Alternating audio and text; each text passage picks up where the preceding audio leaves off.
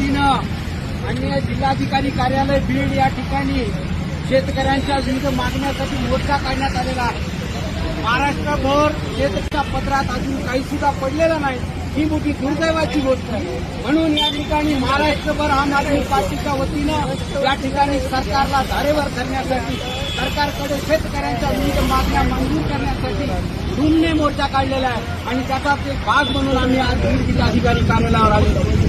शेतकऱ्यांच्या खरीप पिकाचं सर्वस्वी नुकसान झालेलं, सोयाबीन त्यांच्या पदरात आलेलं नाही, कापूस त्यांच्या पदरात येणार नाही, ऊस त्यांच्या पदरात येणार नाही, कुठल्याही खरीपाचं पीक या ठिकाणी त्यांना आर्थिक मदत करणार नाही किंवा कुठल्याही प्रकारच्या खरीप पिकाची मदत त्यांच्या खिशामध्ये मिळणार नाही, त्यांच्या पदरामध्ये पडणार नाही। आणि मग या परिस्थितीमध्ये खरीपाच्या सगळ्या पिकाची नुकसान भरपाई म्हणून शेतकऱ्यांना हेक्टरी 50,000 रुपये सरकारने द्यावं ही मागणी घेऊन आम आदमी पार्टी महाराष्ट्रमध्ये आंदोलन करते।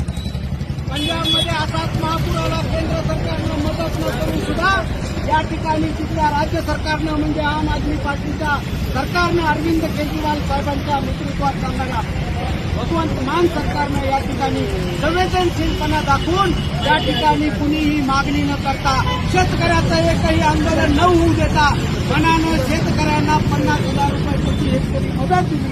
ही गोष्ट महाराष्ट्र सरकारला दिसत नाही का? या गोष्टीवर महाराष्ट्र सरकार विचार करणार नाही का? अशा प्रकारचा प्रश्न आम आदमी पार्टीच्या माध्यमातून शेतकऱ्यांच्या माध्यमातून आम्ही या ठिकाणी प्रशासनाला विचारतो। शेतकऱ्यांना जोपर्यंत तुम्ही 50,000 रुपये प्रति हेक्टरी या ठिकाणी अनुदान देणार नाही, या ठिकाणी नुकसान भरपाई देणार नाही, तोपर्यंत हे आंदोलन असाच तीव्र स्वरूपाचं होत राहील। अशा प्रकारची तुम्हाला या ठिकाणी मी ग्वाही देतो, या ठिकाणी शेतकऱ्यांना आश्वासन देतो। शेतकरी मोर्चामध्ये सामील होऊ शकत नाही, तितके परेशान होतात, कुठल्याही अधिकाऱ्याकडे ते जाऊ शकत नाही, ते त्यांच्या दुःखानं हैराण परेशान।